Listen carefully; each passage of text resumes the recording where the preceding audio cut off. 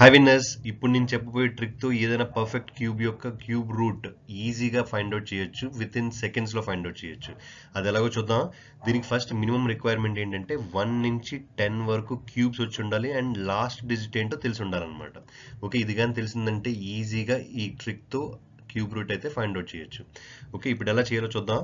చూడండి, ఈ నెంబర్ ఇచ్చాడు కదా, 12 1 6 7 ఇచ్చాడు కదా. దీనిలో ఏం చేయాలంటే ఫస్ట్ 3 డిజిట్స్ తర్వాత ఇలా లైన్ పెట్టండి.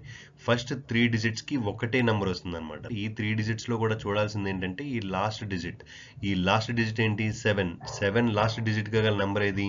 3. అంతేనా? సో ఇక్కడ ఏమొస్తుంది? 3 వస్తుంది. నెక్స్ట్ ఇప్పుడు ఏం చేయాలంటే ఈ రిమైనింగ్ నెంబర్ ఉంది కదా, ఈ రిమైనింగ్ ఏంటిది? 12 ఉంది కదా. ఈ 12 ఏ క్యూబ్ కి మధ్యలో ఉంది? 1 క్యూబ్ కి 2 క్యూబ్ కి మధ్యలో ఉందా, లేదంటే 2 క్యూబ్ కి 3 క్యూబ్ కి మధ్యలో ఉందా? 2 క్యూబ్ కి 3 క్యూబ్ కి మధ్యలో ఉంది, అంతేనా?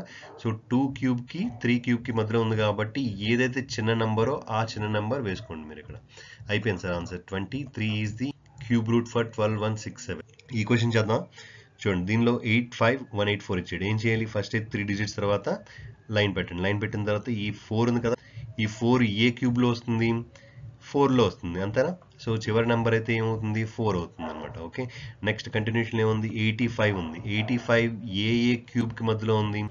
4 క్యూబ్ 64 కి 5 క్యూబ్ 125 కి మధ్యలో ఉంది. అంటే 4 కి 5 కి మధ్యలో ఉంది అనమాట. 4 కి 5 కి మధ్యలో ఉంటే ఏం చేయమని చెప్పాను? ఏదైతే చిన్న నెంబరో ఆ చిన్న నెంబర్ ఇక్కడ వేసుకోవాలన్నమాట. సో ఆన్సర్ ఏమవుతుంది? 44 అవుతుంది. అర్థమైందా?